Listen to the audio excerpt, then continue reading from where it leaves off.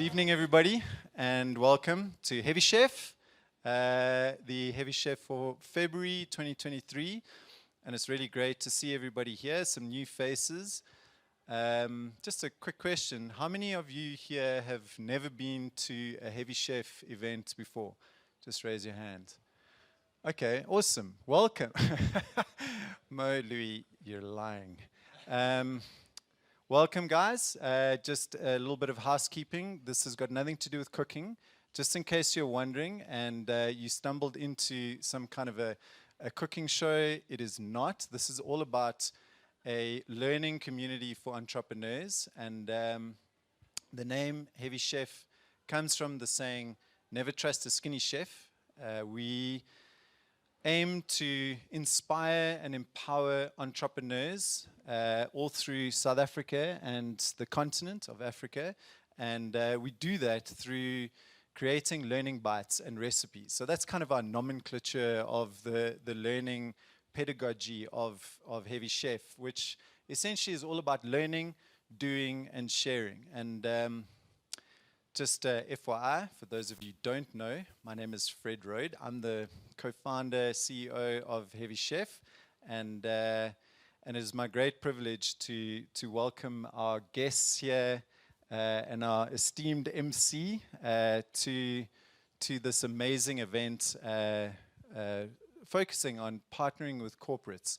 The topic is, I believe, and we had a brief chat beforehand, probably one of the most important topics in business today, particularly in South Africa, where, as I wrote last week, we've got a particular challenge in this country, which is that, according to the Heavy Chef Foundation, our sister organization, that we are sitting in a country where 91% of the registered businesses that are officially registered on SIPC, of which there's probably about 500,000 or so,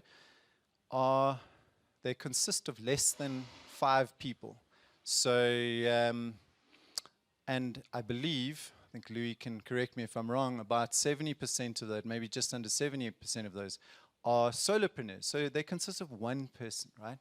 So essentially, this is a group of individuals within this country that we have earmarked for change. These are the people that we are entrusting with the innovation and the growth of our economy, and they're working in silo. They're working on their own, and so a big part of what Heavy Chef is about stimulating community and learning from each other. Right. So it's really, really important that post this very strange and unusual period that we're coming out of, where we were all locked behind our doors and wearing masks, that we come out and we start engaging, interacting, we start sharing, and we start transacting with each other, and we start looking at partnering with each other.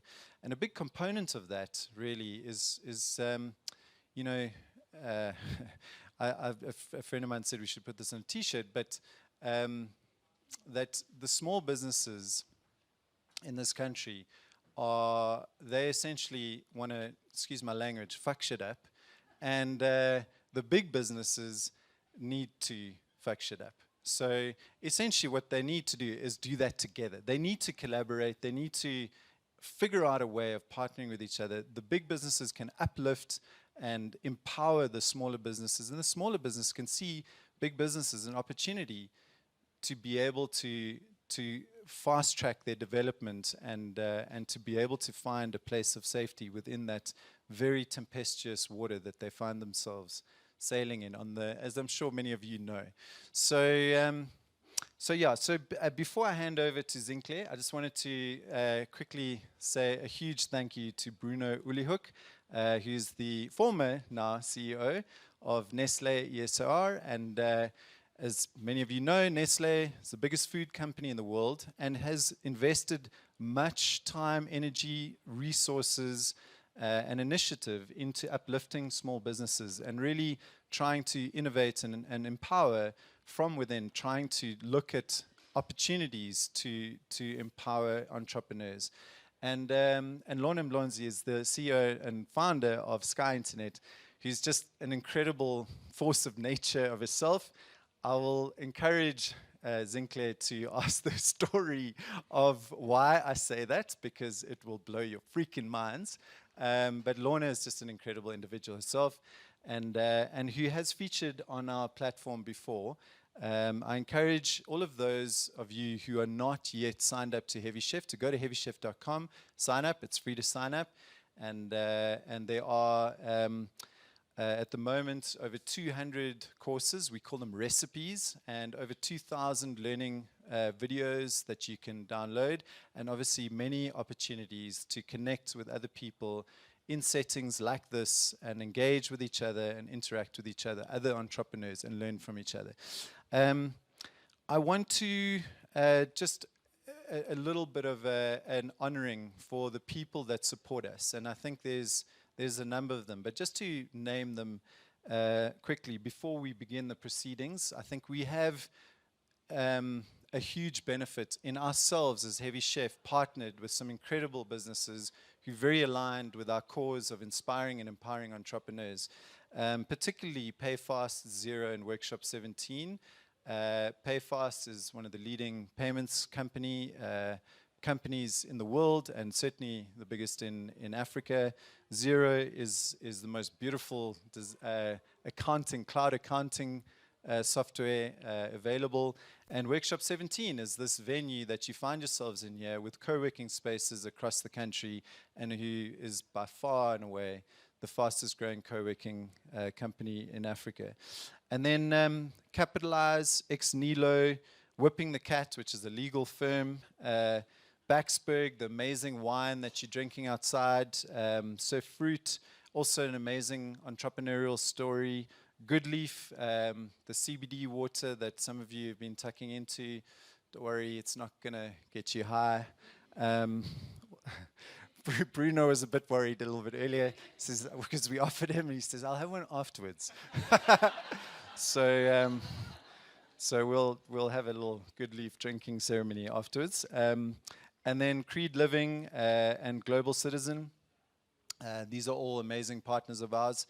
I just want to shout out to the tech team. That's Tabang at the back there, who's fiddling on all the levers and the knobs and the buttons just to make everything work seamlessly and make sure that this is a great event. From Black Maverick, and also shout out to Massimo and Paul. And Justin and Neil, our amazing videographers, award-winning videographers. Justin asked me to say that. Sure, they slipped that in. Award-winning videographer.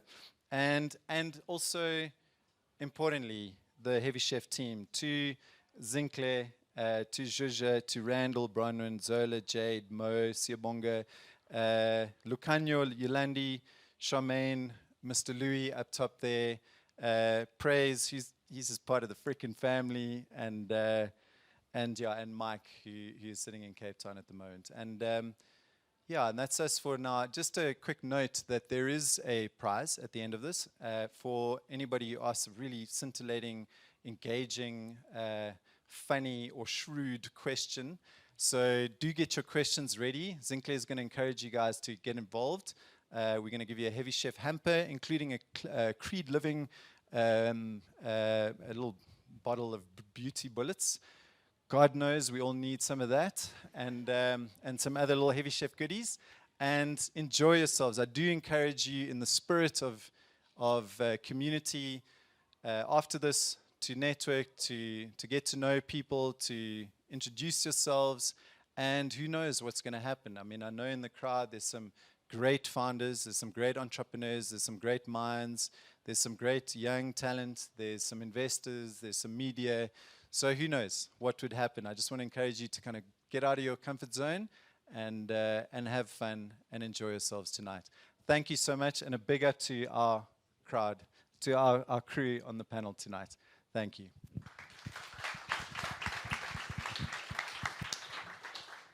Thank you so much, Fred. Guys, it's so nice to see all of you this evening. I'm really excited for the conversation we're having today. Obviously, we're speaking about partnering with corporates, and I just want to encourage you to ask questions. I think this is an opportunity. The reason why we have them as heavy chefs is so that we can all get an opportunity to plow into their minds. My job is just to facilitate the questions that you will have for our panelists this evening. So in the same spirit that you guys are just so excited to engage, hold that energy for right in the end when we ask questions and when we network over that CBD good leaf drinks. So just to start the to start the conversation with Bruno and Lorna here, I think we're going through a lot as a country. I mean, just last week we were grey listed, and that was off the back of the CEO of Eskom basically dropping a bomb on us. And I kind of want to gauge from both of you, in a time like this, given South Africa's context, why is it so crucial, more pertinent now that corporates should partner up with startups? I'm going to throw it to anyone, Lorna or Bruno, you can feel free to answer first. Why is it important now more than ever for us to partner? Good evening, everybody. So I think the most important thing is, as an entrepreneur running a startup, is with everything that's happening in the country, it makes it extremely difficult to sort of raise funds outside of the country because nobody has interest in coming here and putting their money here. So how do we then leverage with existing corporates in accessing resources and funds to sort of push innovative and transforming solutions and plug it into the existing customer base, whereas with them it would take like 10, 20 years. I think that's why it's important for that partnership to start happening more now. 100%. I completely agree with leveraging of resources of corporates. Bruno, what's your take on that? So good evening, everyone. And you will hear from my accent that I'm not South African. So I'm originally from Holland, from the Netherlands. And I want to talk about that briefly because I think it's very relevant. Where I grew up, where my parents still live, is actually 10 meters below the sea level because it's a polder. It's reclaimed land. And in Holland, we talk about the polder model, which is that everyone living in a polder obviously has the common enemy, which is the sea, because if the dikes break, we're all screwed. And so, because it's all together, you're forced, to work together against this common enemy, and it makes young, old, male, female, whatever religion, want to work together, and that's the polder model. And I believe that we need a polder model for business. We need to work together.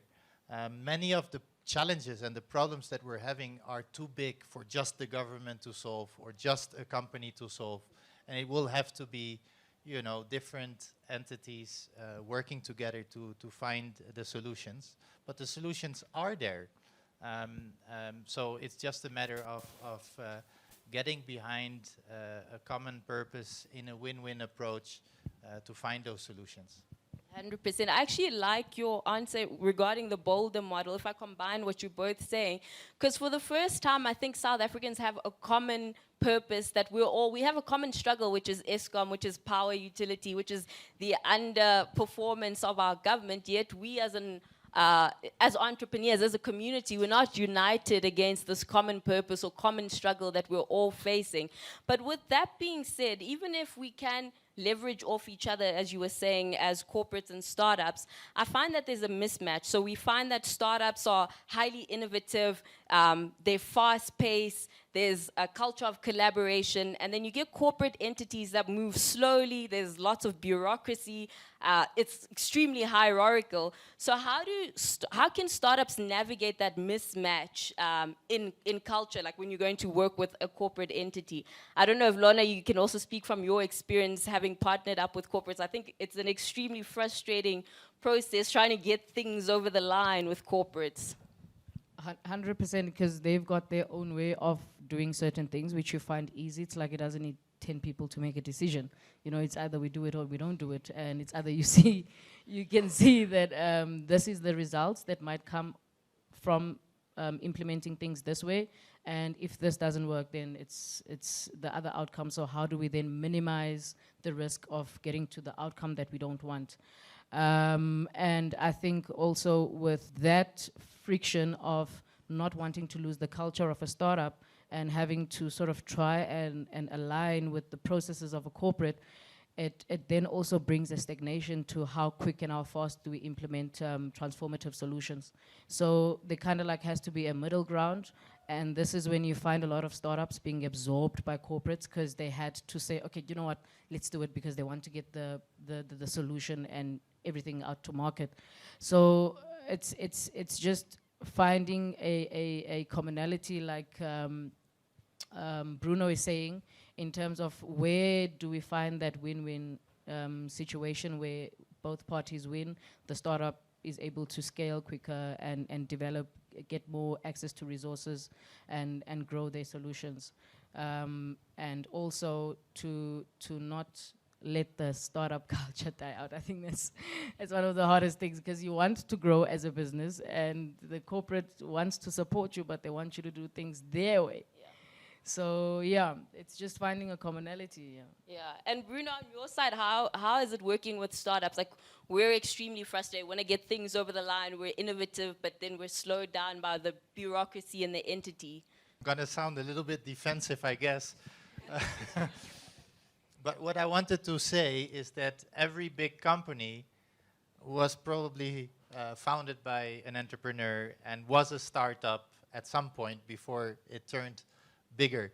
And as you get bigger, and at some point you decide to become a listed company, and then you're forced to put in place, audit committees, a governance structure, and you have to kind of justify a lot of things, which therefore become also heavy on the administration side.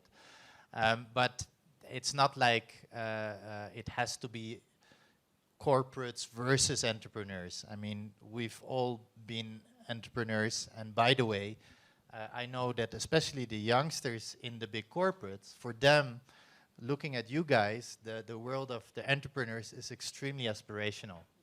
And therefore, a lot of the youngsters in the corporates want to work with entrepreneurs. And that's why I think many more companies nowadays are trying to reach out and trying to find ways to make it work. So in Nestlé, we started a project called Hatcher, which was to reach out and work with entrepreneurs in the ecosystem.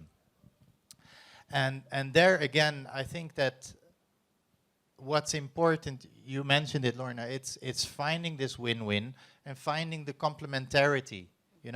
A corporate is obviously good at something if it made it to become that big and successful over so many years, but entrepreneurs also have their strength and their niche. And so it is about sitting down and trying to identify how can we have a way of working that benefits both, that is a real win-win.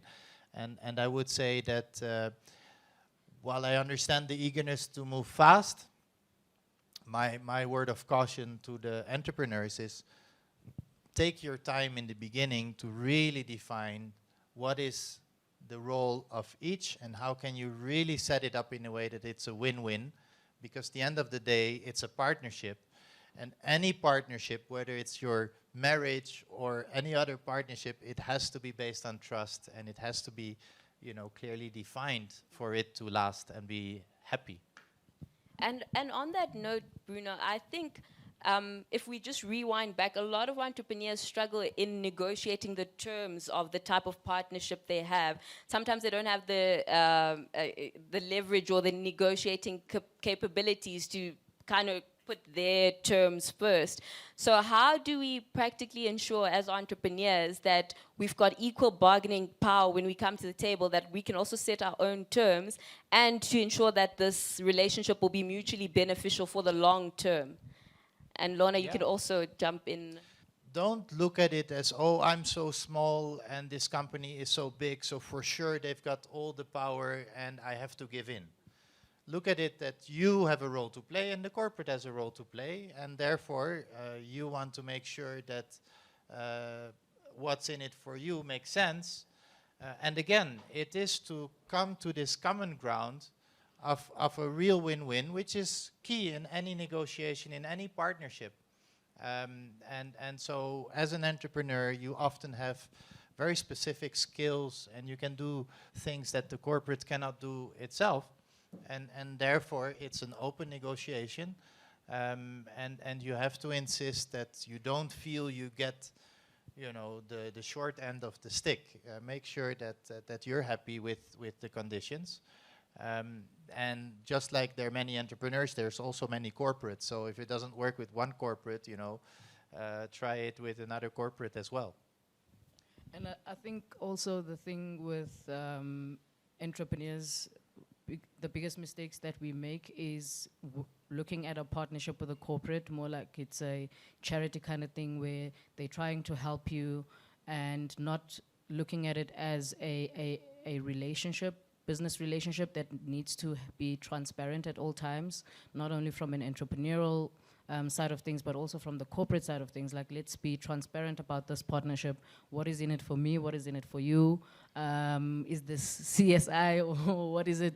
You know, it's understanding those things and getting things straight from the ground, you know. And also what you mentioned, Bruno, is when you approach a corporate and think that you're a one-man show because you have this idea and they have these resources, this market that you can tap into, you never know that your product might be one of their biggest income stream generator based on what you're bringing to them now, compared to what they've been doing with their business. Yeah, 100%. And on that, if I can just, from your own practical experience, what's kind of like the criteria that you've relied on to assess? Like, is this the corporate entity that I want to partner up with? Do they meet my basic minimum requirements for my business?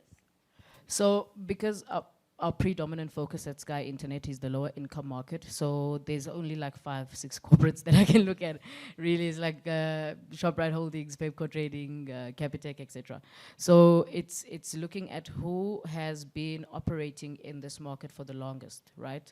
And what products or services have they been running? And how does what I'm doing plug into what they're currently providing? And how can we best sort of partner and work together with the existing resources that I have and the projections that I say I'm going to make? How is that going to benefit them? And for Sky Internet, what is that looking like? And how would we want to shape our partnership, you know, and then start the conversations from there. And Bruno, from a corporate, let me say from a corporate aspect, what's kind of the criteria that you would use to say this is the kind of startup we would want to partner up with or invest in? Yeah, so obviously the way it worked in this program called Hatcher, which was Nestlé's way of reaching out to entrepreneurs across Africa, in fact, we have a brief that we send out. So of course we look if the pitch that comes back answers the brief, then you've got cost aspects and whatever. But for me, what's most equally important is not just those technical transactional things, but to also look at the entrepreneur, the team in front of me, and assess if this can become and grow into a true partnership. And so again, we come back to this trust. And trust is basically looking at the credibility, the words of the people, then the actions, the empathy, and also very important, their self-orientation. Are they in it for themselves or are they in it for something larger? And those are the elements that you assess to see if it can be a trusted partner. Because again, it's the partnership that will go from strength to strength over time. And you know, any business venture takes time. It's not like that easy. You'll have to sort things out. You'll have to communicate back and forth. You'll have to overcome hurdles. So it's critical that you have the two teams that jive and can form a partnership. And I think just to add on, I know that a lot of corporates, there's this minimum requirements, etc. This is what, this is where it comes in as an entrepreneur, where you need to have like faith beyond human comprehension, because at times, I promise you, I'm literally a living miracles, because at times, if you have that faith, you know, that this is how things are going to happen. Minimum requirements can be bent. I mean, I've seen this happen in front of my eyes where they say, this is what we're looking for, but you know what, Lorna, we think you're the perfect fit, you know? So it's just having that faith in what you're doing and believing in yourself. That's very important. I think this is one of my recipes on Heavy Chef. Yeah. Yeah, I was actually going to say, people need to watch your recipe. In fact, your story is phenomenal. There's something that Lorna overcame, but I'm not going to share it because you need to watch the recipe to kind of get it. But if you listen to a story, it's phenomenal. And I think just taking the knowledge that you've both shared, that, you know, it's about the potential, it's about believing in yourself, it's establishing the trust. Yeah, so with that, I'm just going to take an opportunity to assess if we do have questions, like it's an opportunity for you to engage with our panelists. Are there any questions? Mo's going to be going around with the mic. I think we have one hand up on this side and wing up in the middle. Okay, my name is Mongezi. Okay, so one of the things that I noticed working in digital marketing is that in the 2010s, for instance, 2009, corporates were looking to agencies which were then startups to help them with their digital marketing. And over time, they've insourced a lot of those skills. So it's almost like corporate becomes this eagle that kind of swoops in, understands the skill, understands the ecosystem, and takes it all away from the startups. So the first part of the question is, how can startups make themselves so valuable that they don't become obsolete in those instances? And on the other end of it, how can corporates contribute to the ecosystem rather than take away, so that Nestlé becomes a big part of the ecosystem, so does Tiger Brands, so does Premier Foods, so does all these other ones that contribute to the startup ecosystem? Sure, what a question. I don't know who's keen to take the question. So I'm just going to tell my story, because one of, like with your Vodacoms, right? They can easily go and provision home fixed internet using whatever infrastructure they want in Soweto, right? But nobody knows Vodacom in Soweto, right? And this is where me as a startup, I come in with the relationship and understanding the nature of Soweto, you know, and building that relationship with the community, you know, and saying, you know what, the unique selling point here, you know, you hear this a lot. I'm from a township, so it took a while for me to understand. I'm like, I'm the USP, what, why are you not seeing this? You know, so it's, Vodacom doesn't walk the streets of Katlehong, unfortunately, and I can be there, I can do it, I'm from there. I mean, this is not new to me, so I think that is where, from a startup aspect, you are able to then try and find the unique side of your business, and what is it that a ShopRite cannot do that you can do better. Yeah, I fully agree. The other thing that I wanted to briefly touch on specifically when it comes to digitalization is a lot of the companies are basically the old economy companies, right? They're manufacturers, and they were established 100 years ago, Nestlé more than 150 years ago. And so they've grown into this big corporate, and now they realize the world is changing so fast, we need to digitalize. And you can imagine that if you're a big established company with certain ways of doing things, to make that transition is massive, and it's not easy. And so we need help as corporates. And it's not, you know, we just buy it up and then automatically everything happens. And the way I see it is that it's actually a great opportunity for both to benefit. So as the corporate is learning and trying to find its way into this digital space, in my digital journey here in Nestlé in Africa, I relied heavily on entrepreneurs to teach my teams. And so this is work for the entrepreneurs. And at the same time, while they are teaching the corporates, they also in return get to see the inside of a corporate and how we're structured and what are some of the things. So I think it's a win-win. And again, a lot of entrepreneurs were born directly being digital. And so they have a very unique offer, which can help, they can sell to one corporate, but also to other corporates. So it's not automatically that because you're having digital skills that automatically a corporate will go and take you. And in fact, to make this transition from the old economy to the new economy, there is a lot of learning, a lot of opportunity that I think can benefit the entrepreneur just like it benefits the corporate. I think also from an entrepreneur side, it's you get attracted to that number that gets offered to you, right?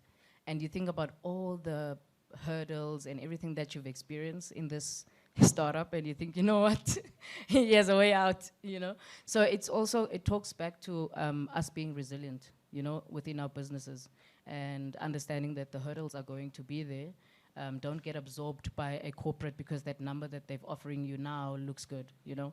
Stay within those experiences, you know, grow, scale your business, try different business models that plug into the same business. If ShopRite wants to absorb you now and they no longer want to give you a contract as an independent entity, then like Bruno said, there's multiple other corporates in which you can plug into, especially from a digital marketing aspect. We had a second question, sorry. Yeah, sorry. And we've noted.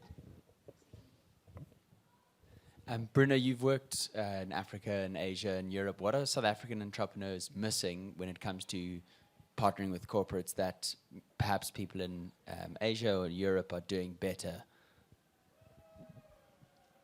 Well, you're making an assumption that you guys aren't doing it well. I don't necessarily agree.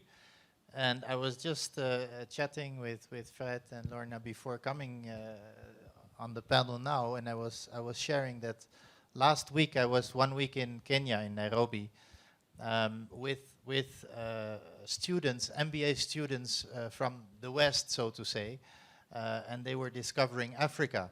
And so we walked the townships, we went into the houses to understand how people are living, the trade, and we worked a lot with entrepreneurs. And I can tell you that all the students, it was a real eye-opener, and they were so impressed by the entrepreneurial spirit that we have here in Africa. And that has also been my experience working in Central Africa and in East and Southern Africa, is that there is a lot of buzz and a lot of willingness by the entrepreneurs. And that is something that as a corporate I want to tap into. So I don't see that there's something you guys aren't doing right. Being an entrepreneur is hard because you have to define what is my business model, how can I grow and stay resilient, because there's so many challenges. Every day is a challenge. So probably from the entrepreneur perspective, it looks like, oof, I must be doing something wrong because it's so hard. And sometimes it's such a struggle. But I think that's the definition of being an entrepreneur. And yes, it takes a certain type of personality to be a successful entrepreneur, which is different from the typical person in a corporate. But again, it's not right or wrong, or it's just different people have different drives, different motivations. But I'm very impressed by the entrepreneurial spirit in Africa, be it South Africa or outside. Again, if I can refer back to our project Hatcher, when we send out pitches, briefs to the world of the entrepreneurs, we usually get answers from 16 countries. So, that means that the entrepreneurs are hungry, are looking for opportunities, and not just in South Africa, but across East and Southern Africa. The entrepreneurial spirit is alive and kicking. So it's Craig, I've got a question for both of you, but it's got to do with the intricacies of navigating what you spoke about, this whole maze of corporates. There's the PO system, there's the FW system, there's tenders, there's on databases, et cetera, et cetera. I'd love to get your input, both of you, Lorna, specifically from your side, but then also Bruno from yours. Lorna, how do you navigate the internal politics dynamics of an organization by finding an internal change maker? Someone that's going to stand up for you and say, do this, do this. How do you navigate that? So I'd like to find out about that from yourself. And then Bruno, over and above that, a lot of corporates, and I've worked with a lot of corporates, when you get to the executive and C-suite, there's discretionary budgets. Right? And a lot of folks don't know this. Discretionary money, they've got power to bypass certain things. Please, I'm not saying away from compliance, etc., but there's often the ability to bypass some of that stuff. How do you have a conversation and or find an executive to help you bypass that to get things going? Sure. Okay, let me start and let me disappoint you right away. Because I'm a C-suite, right? Being the CEO. There is no pot of money. Bypassing becomes actually much harder in established corporates. We have certain things we need to do, because if not, we get caught by audit and we get into all sorts of trouble. So, yes, it's often cumbersome and heavy on the admin to get in a corporate database, especially if they've got SAP. But there is also a flip side. There is an advantage, because this way of working is kind of centralized, and we have a database that covers the world.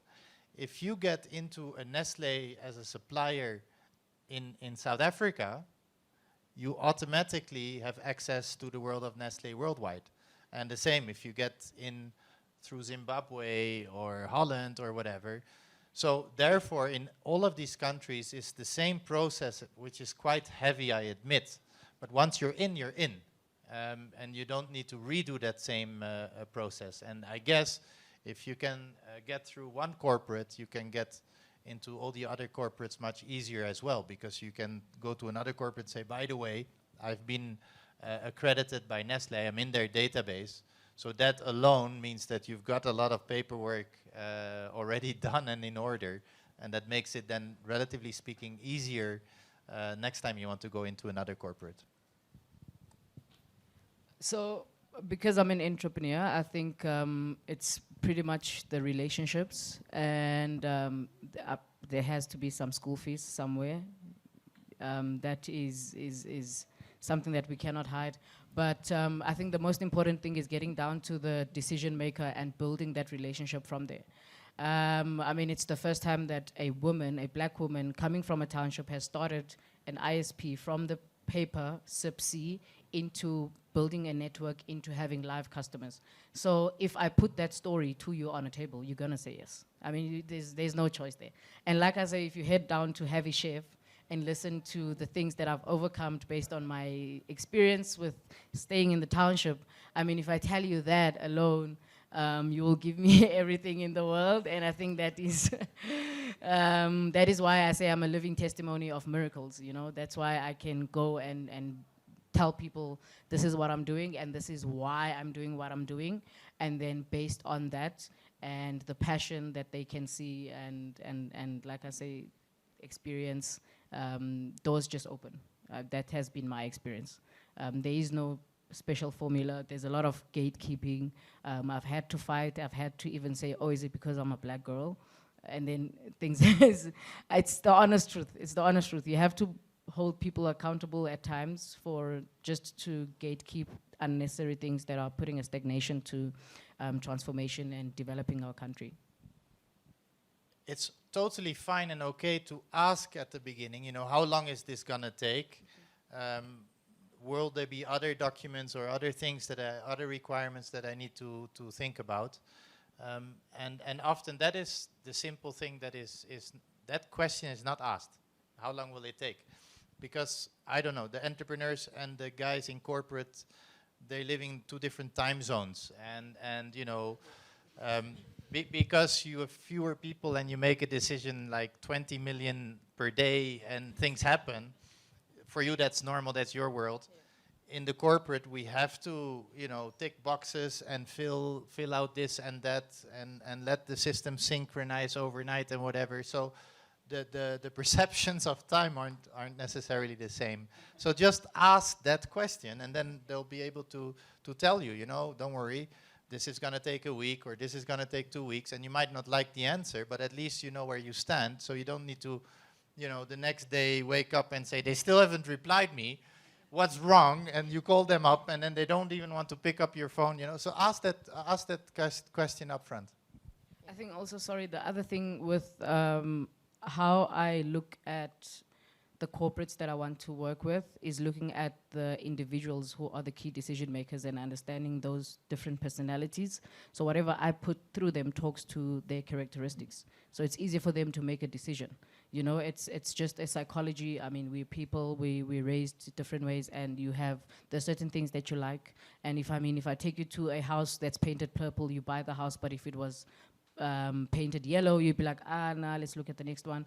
So it's just also understanding the characteristics and the culture of that company, and then just throw a proposal that talks directly to the individuals, the culture, and because corporates always want to be on the front end of innovation where they're not even innovated. So you make them look good and you show them an exit strategy that is best for them, while knowing that there is a mutual beneficial outcome for you as well. Okay, I'm Buntu Kacha. I'm the founder and the CEO of Bunket. I'm just going to ask a tricky question because I'm from a peri-urban environment. I'm from Lusikisiki. So coming to Joburg is an eye-opening situation altogether. So I'm in Joburg now. I'm with you entrepreneurs. The question is, what do I do to get the maximum opportunities right here today and go back home with everything I need? I'm an internet service provider, so I will always take you back to the internet and go on heavychef.com and sign up. Rule number 1. And then number 2. Good answer. And then number 2, there you'll pretty much be able to access some of this community, which I think a lot of us are already there, and some are going to start subscribing today, and then watch our recipes, get to know who are the entrepreneurs here, what are they doing, how does what you want to do in business and the resources that you have plug into that community. And I think that's where all sort of community and members sort of meet. Yeah. Oh, I actually went for an Investec-sponsored Startup School Africa, which was last year from April to May or something. So I learned most of the things that I need to learn. So I feel like I've learned everything that I need to learn. No, but this is different. The trick is, I'm sitting on front of the internet every day.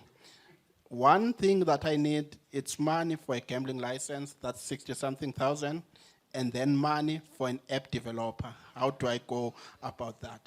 Okay.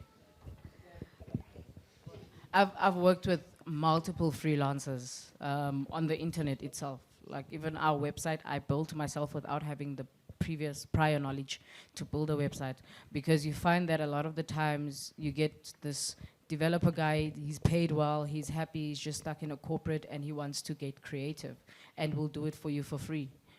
Just so he can work on something outside of his 9 to 5, because his 9 to 5 is boring. It's just that it pays him well to have that skill. So like freelancers from an app development perspective, and then you can just say, okay, cool, if this works, you get this amount of shares in the company or whatever. I don't know. But also, nobody's gonna give you money without building a prior relationship. You know, you want 65,000, I don't know you. So let's have a couple of coffees, dinner, let me see you when you get drunk, how do you behave, you know? And then you can get 60,000, or I can bring you to my network who can give you probably 100,000. Do you know what I'm saying? It's just building the relationship, and this one time you might find that somebody is willing to give out 50,000 and you have it with no obligations, without even having to give equity within the company. And also, just to debunk what you said, our learning platform is not just about learning. We've got heavy shifts. So the question you just asked, there's somebody on our platform who speaks about app development and the struggles for that. The reason why our model is fundamentally different from just searching for any other learning platform is that we have heavy chefs that are going through the exact same challenges that you are, and they speak to it. So you're getting a whole different approach. I will encourage you to try out sign up for our free trial and just give it a try, and then come back to us and let us know what you think. It's not just learning, and you're going to belong to a community of entrepreneurs. Today we've met you, and we're hoping to see Sorry, that sounds like a sales pitch, but we're hoping to see you at our next event. Sorry, Bruno, you were about to say I took... No, I just wanted to add that there are many different companies that have a fund for working with entrepreneurs.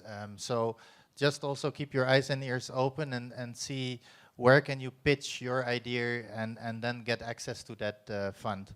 And again, being with a network of other entrepreneurs, you've got more ears and eyes to help you out as well.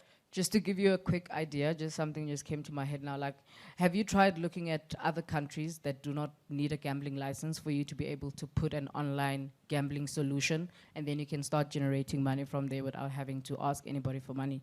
I mean, that's free. A website hosting 89 Rand. You get a freelancer who's going to run the whole thing, and you split whatever revenues you get from there. You'll be able to generate at least something, and then you can prove the concept to somebody that's going to give you 60,000 without hesitation. My name is Dimpo. I'm not an entrepreneur. I always say I'm not crazy enough, but I am a storyteller. And I think one of the things that Unoma has been saying throughout is the role that her story has played in her success. And I guess my question then to Bruno is, you hear a lot about how corporates don't invest in the business, they invest in the person. How true is that? And then how important is it then for entrepreneurs to craft a story about themselves that's convincing outside of the value proposition of the business? Yeah, so I kind of answered it already when I said that assessing entrepreneurs and teams, I look, of course, how they can answer the brief.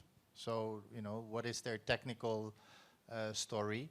There are also, you know, cost aspects to look at, but equally important is also who they are, and if I feel comfortable that we can build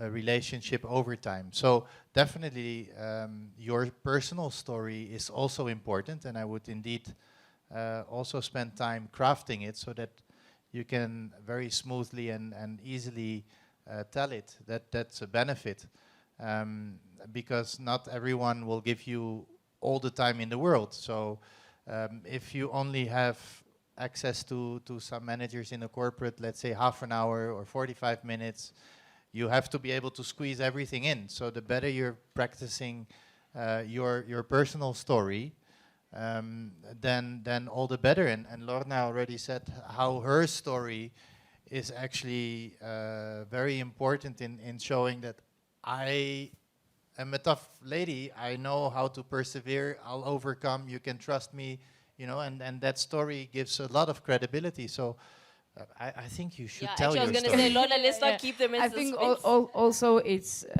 with having that story, it's the why are you doing what you're doing and what problem are you solving. And also, I think as entrepreneurs, we tend to get tied a lot to the story and want now the business to also forgetting that this needs to be a commercially viable business venture, and you want to get your story too attached to the business. So there's also that line you have to draw between your story and the business, and why you're doing this, and how does your personal story talk to the actual business. It's telling that story and not getting attached to that story. And I think once you start to be able to commercialize on your story, you'll become an entrepreneur too, because then you can start making money out of the storytelling. But yeah. Lorna, sorry, can you briefly share, without giving it too much, like almost like a trailer snippet of your story so that they can catch the rest of it on our platform? Just to give them, like I a feel teaser. bad. Like, yeah, a small teaser. Coming soon. Okay, well, because I grew up, I'm from Port Elizabeth, and we moved to Cape Town, I think 2002, and we moved, things weren't so great for my mom, so we stayed in one of South Africa's dangerous townships, which is Nyanga. And long story short, I survived a stenotomy, laparotomy, a splenectomy, and I don't know who's the other Tommy, I hope it was a girl. And yeah, so I was shot 9 times. So I was shot 9 times. And the reason I'm doing what I'm doing is to alchemize the crime within our neighborhoods so that people can see there's more to it than to just utilize vandalizing other people's rights, privacy, and taking their things without their consent and using that as an income stream generating sort of thing. In essence, it's like it's all an illusion. There are so many other things you can do. You can make money just by being at home. So yeah, that is the story.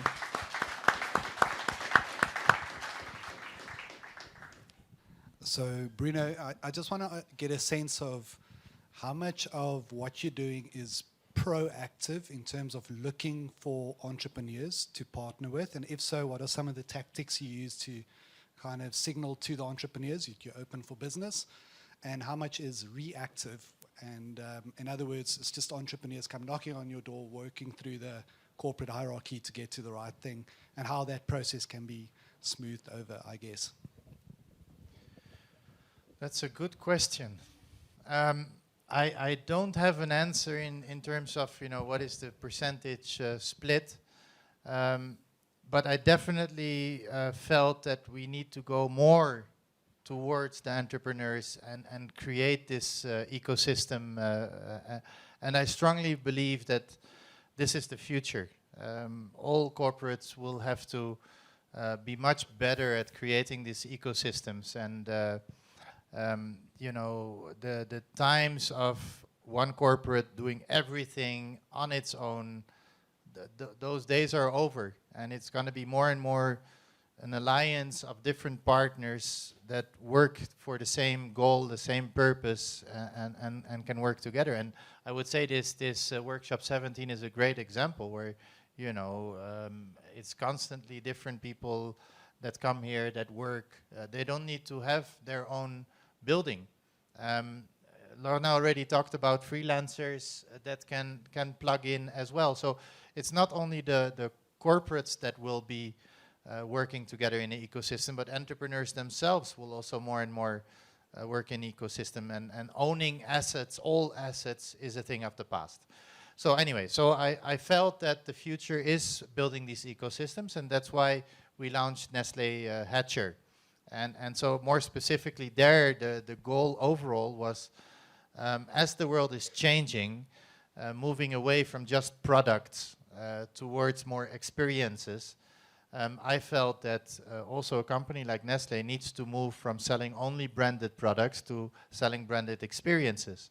The thing is that we have 170 or 150 plus years experience on building products in factories, but we don't have all the skills to actually work on all the experiences around the product, and that's why we wanted to go out and work with entrepreneurs. So it's still new. I cannot say that we have a tremendous ecosystem that's solid and up and running, but I think we're going in the right direction.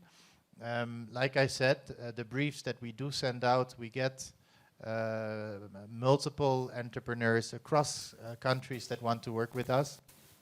And to facilitate this whole ecosystem, we work actually with other companies like Heavy Chef, like Koi Studios.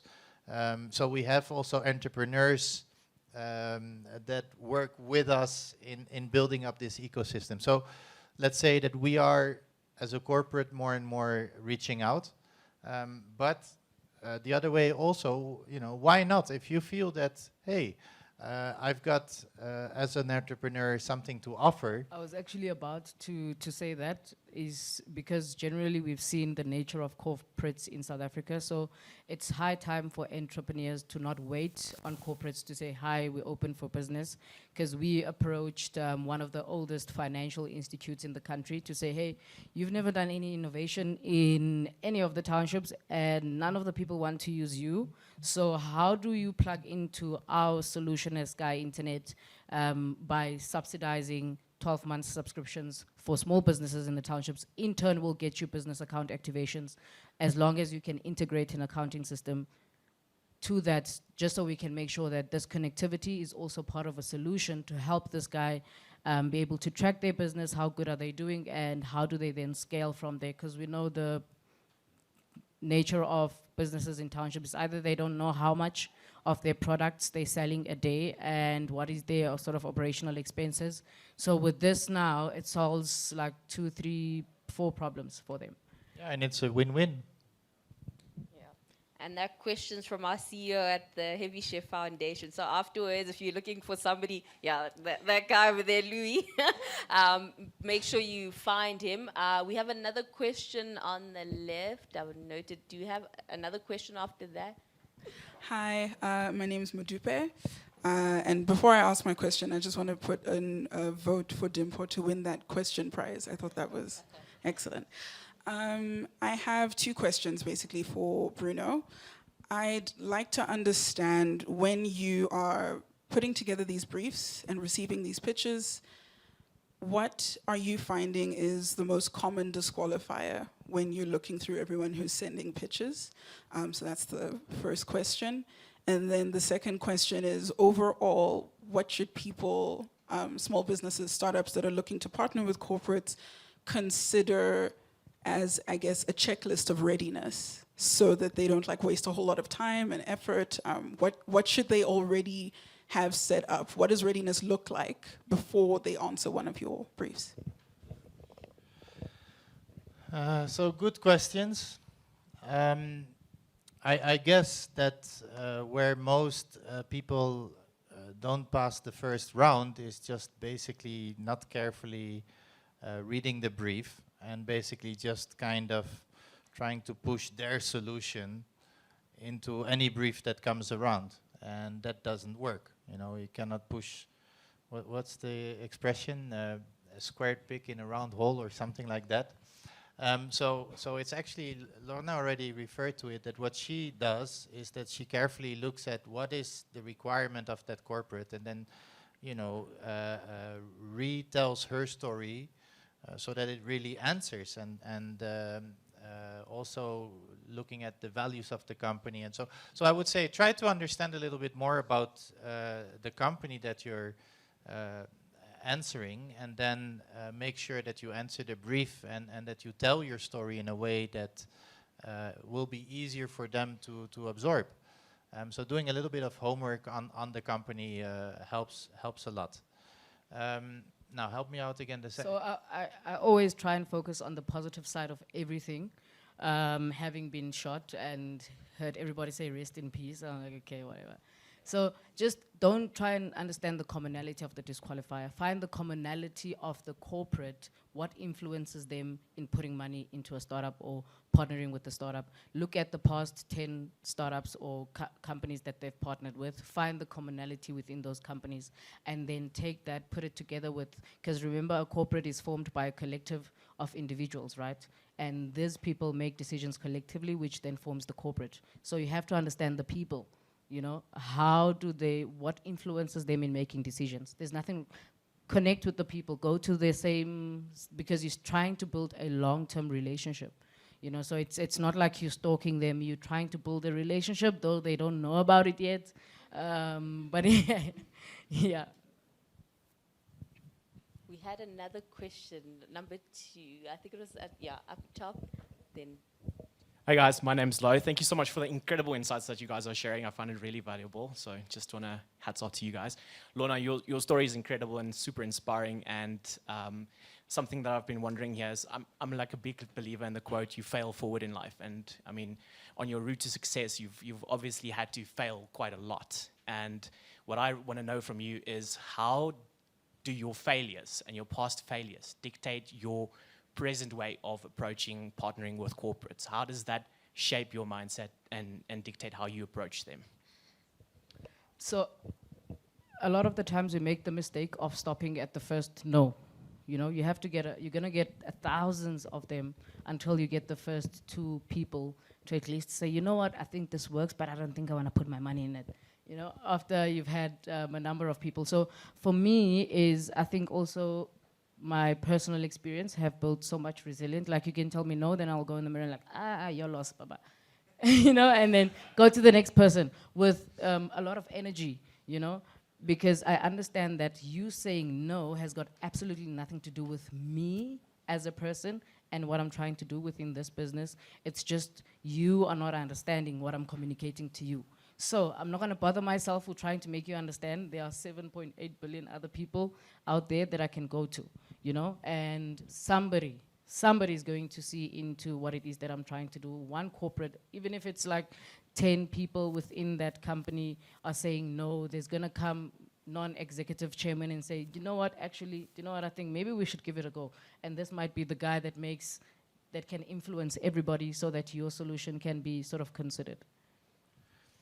And if I can add to that, I'm also a big believer of positive energy and keep trying, which obviously isn't easy always. It's easier said than done.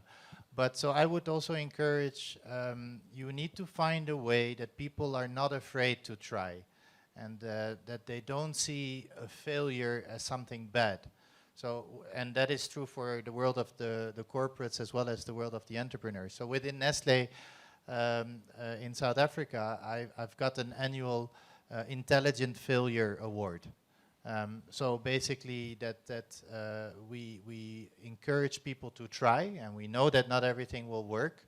But when it fails, when there's something that doesn't work, are you able to learn from it? Because then you can build on that and move forward, right?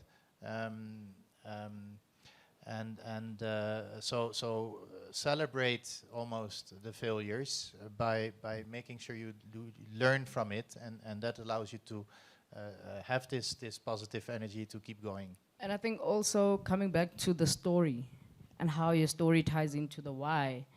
And once you've understood your story, you learn a lot about yourself and the different hidden characteristics that are always not forthcoming when you're around people. So you are able to understand how do you deal with certain things, how do you deal with rejection based on just knowing your story and attaching your story to what you're doing. And it helps you navigate those things because you understand who you are, you understand why you're doing this, and just having Pick n Pay say, I'm not gonna do this. There's Boxer, there's Joylani, there's ShopRite to help Pick n Pay. I'm going to pitch this to Joylani, and you're going to miss out because Joylani is a small retailer group than you guys are, you know? So it's just the story and being resilient and just pushing forward. Like the people are going to say no, unfortunately. And that's when you start understanding, okay, how did I pitch? Was it what I said, or was it them just not understanding the industry I'm in, you know? Okay, hi, I'm Caitlin, and I work for a startup company.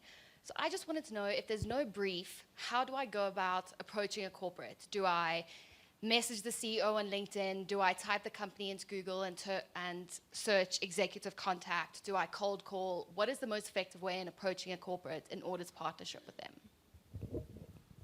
So the answer is not write the CEO.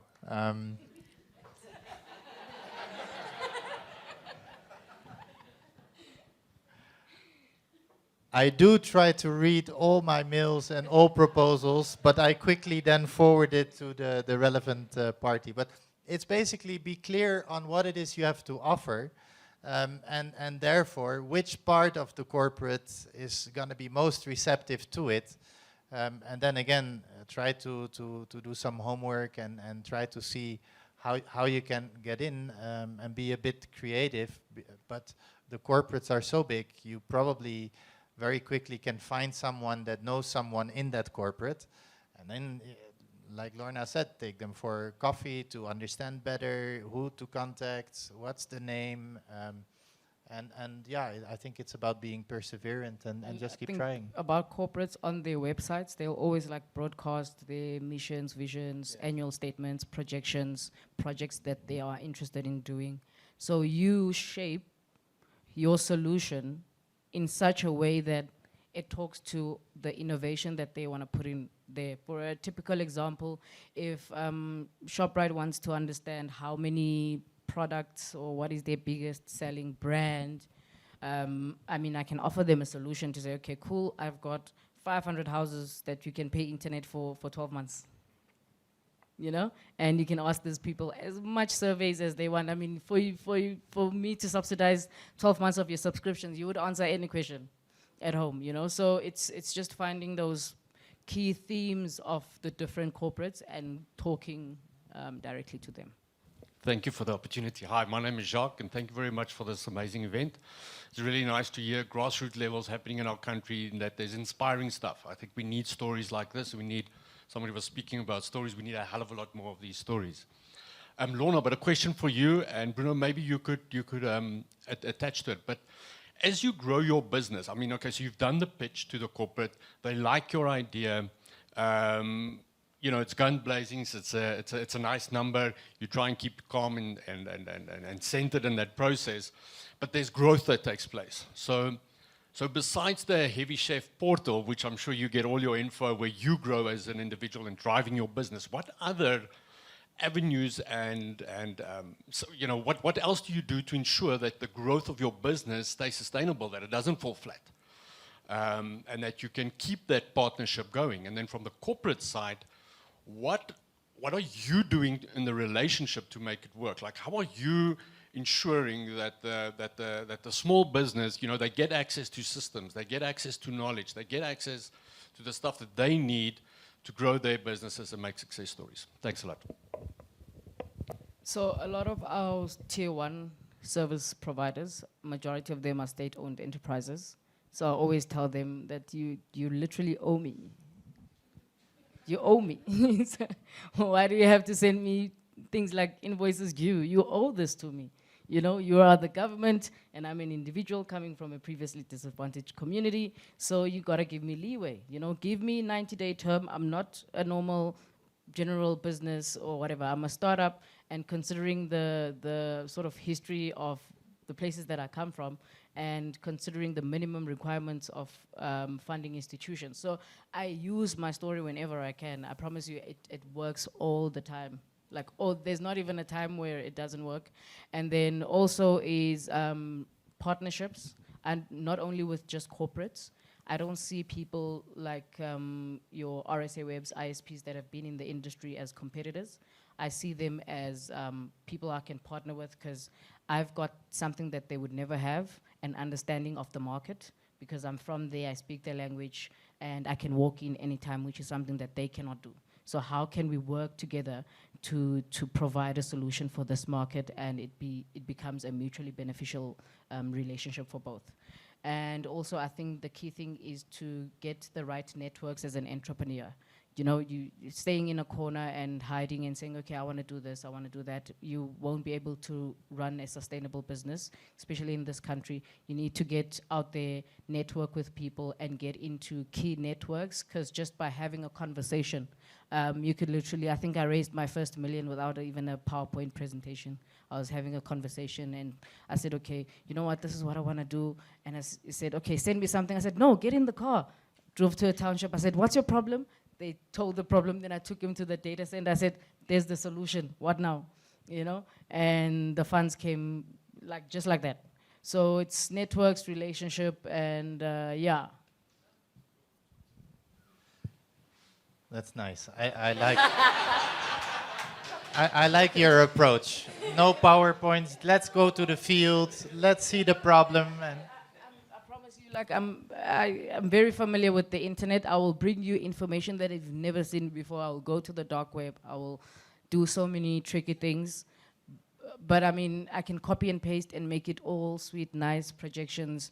Without you being there, you will never get it. I promise you. You can never say you want to do something in the township and you've never actually been there, walked there, engaged with somebody at their level. Because I've seen like companies where they've got like so much opportunity to make a lot of money and also solve a problem, you know, by providing a service that they need. But they don't want to get in there. They don't want to understand the customer.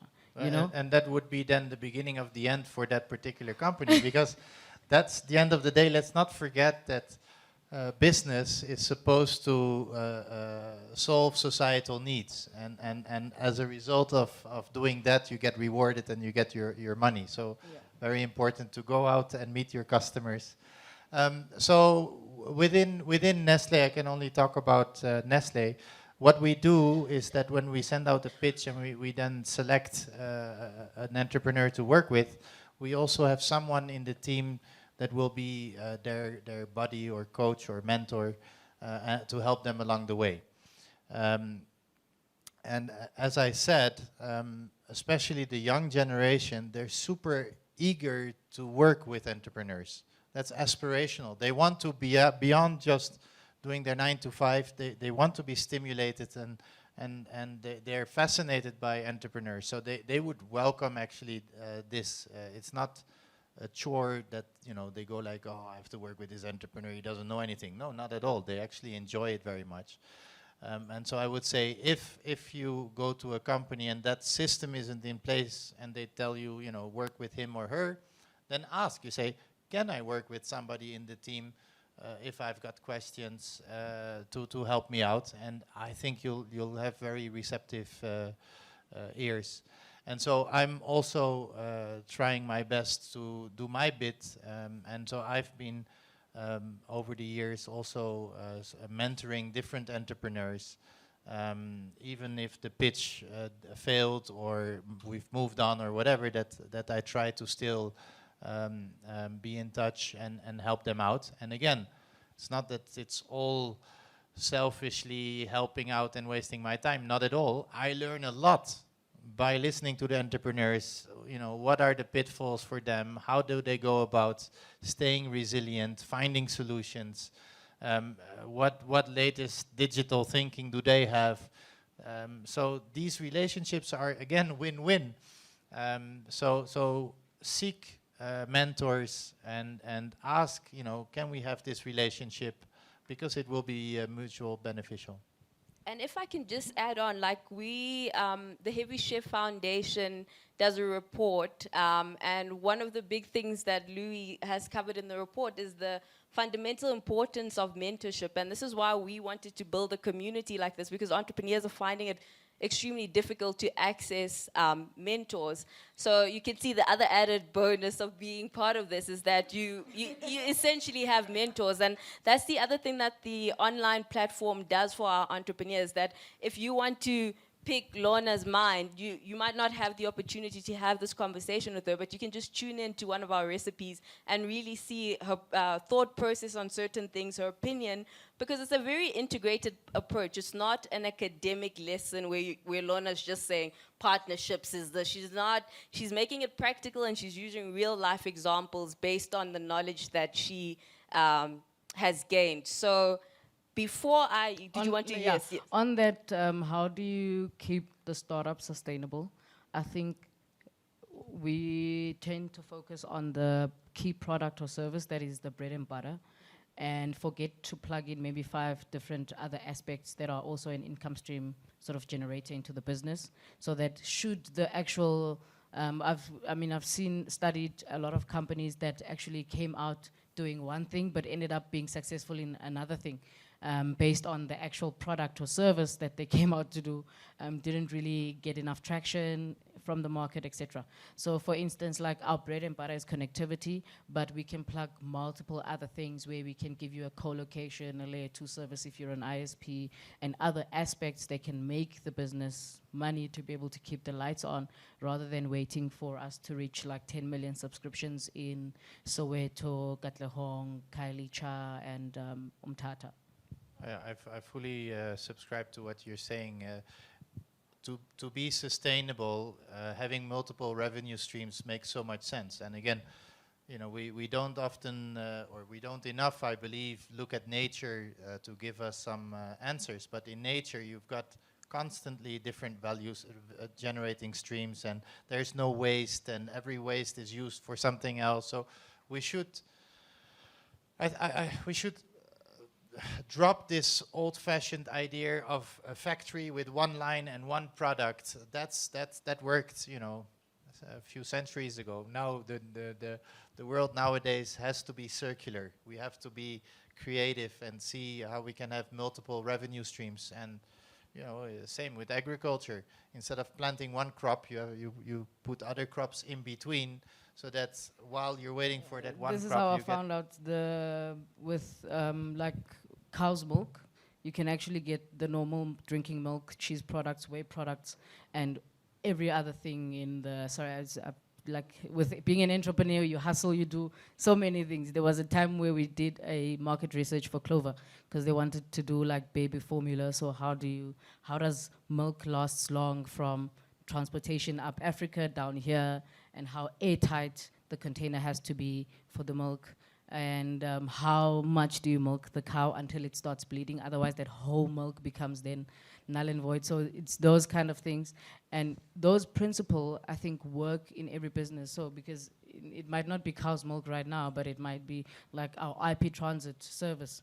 How much do I know that 1 gig is going to be enough for 500 clients, you know, or do I go for 100 gigs of data so that I can on-sell, you know? So it's, yeah.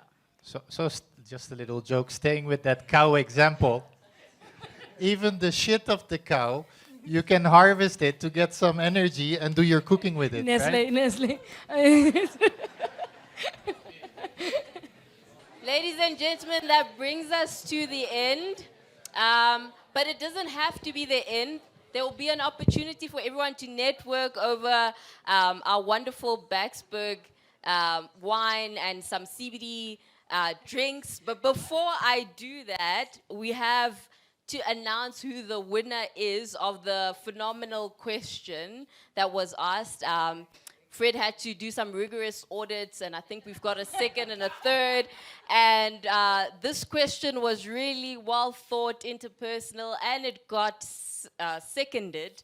So the winner of our question for today is Dimple. Congratulations.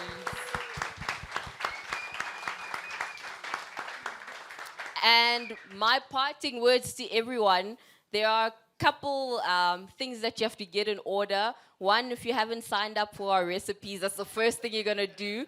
Number two, if you can check out our latest report, which is the future of entrepreneurs. If you have questions around that, that is done by the Heavy Chef Foundation. You can speak to Louis at the end.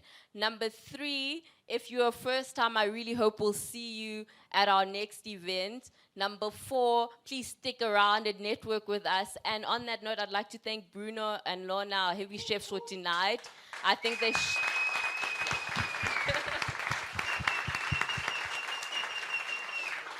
they did a phenomenal job, and this is why we believe in having heavy chefs, so that we can leverage off their information. And to the heavy chef team for organizing tonight, thanks so much to everyone, and obviously we couldn't have done this without everyone who's in the audience tonight. So have a fantastic evening, drive safely, and we'll see you at our next event in March.